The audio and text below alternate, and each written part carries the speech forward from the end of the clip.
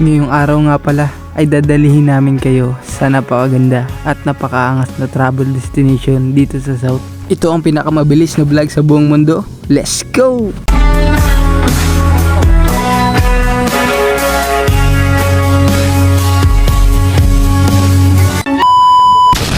So pagkatapos ka ng napakahabang paglalakbay sa Masagana Falls ay dadalhin naman namin kayo dito sa South, dito sa Santa Lucia Hot Spring. Pero syempre bago tayo pumasok dito ay kailangan natin na maglagda ng ating mga pangalan o maglogbook. Yes mga pari at mga mari, need nga ninyong maglogbook pa individually. Sa syempre paalala po ay bawal po ang alak dito. Pagpasok mo nga dito sa Santa Lucia Hot Spring ay wala ka nang babayaran kundi donation lamang. Zero payment din nga pala sila pagdating sa mga cottage. Susundin lamang po natin ang kanilang mga protocol na kanilang ipinatutupad na nakatranslate pa sa Tagalog at sa English. So pagdating sa kanilang liguan ay hinatingan nila ang pool sa 5 division.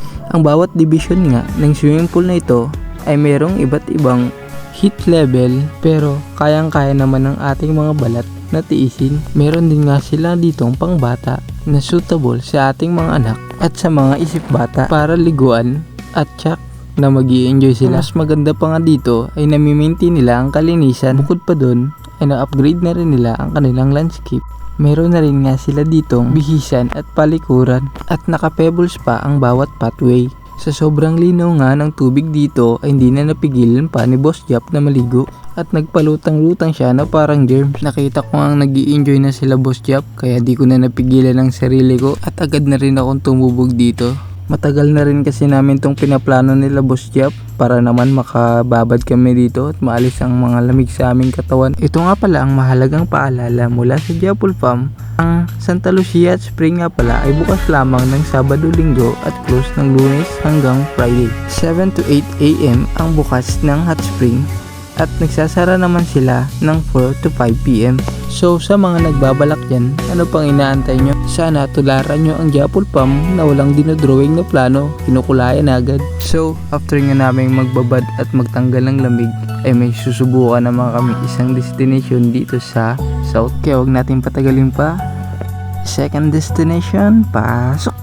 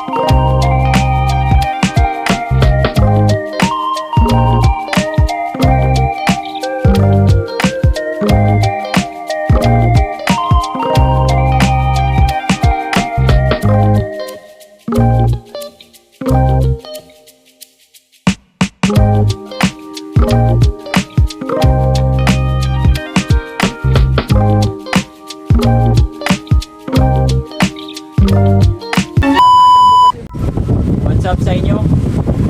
Natapos na namin sa Santa Lucia Hot Spring. Yes, Boss Jap. Nandito na kami ngayon sa Inagawan Sub-Colony. Yes. Dito sa may Angelic Cottage and Rental.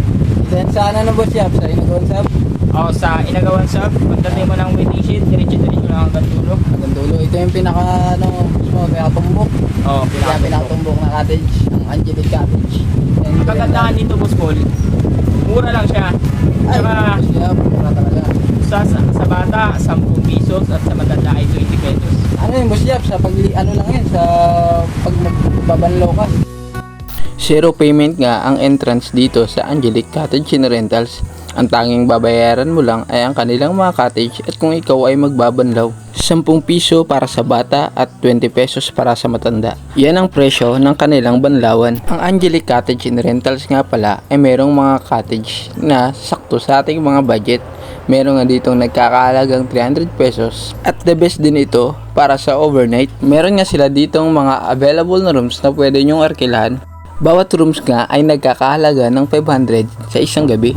At di lang yan, meron din nga sila ditong event place na pwede nating tambayan at pagjamingan. At kung wala ka namang budget sa pag-arkila ng room, ay pwede ka namang magdala ng sarili mong tent.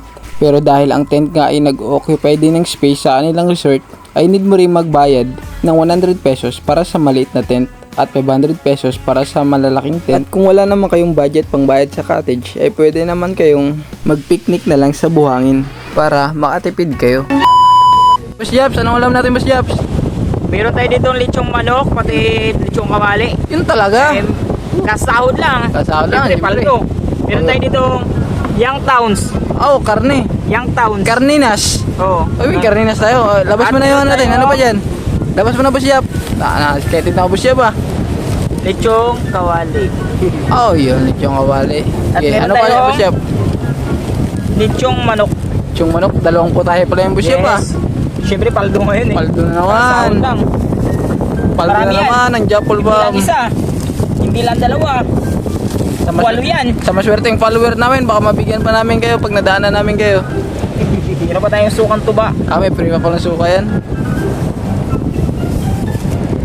So sa tingin ko hanggang dito na lang. Samahan nyo pa kami sa marami pang mga adventure, mga trip dito sa South. Uubusin natin lahat ng mga pasyalan dito sa Palawan para sa inyo. Okay. At hanggang dito na lang nga guys. Ako nga pala si Boss Japs. At ako naman si Boss Paul. And we are Japol Spam. Woo!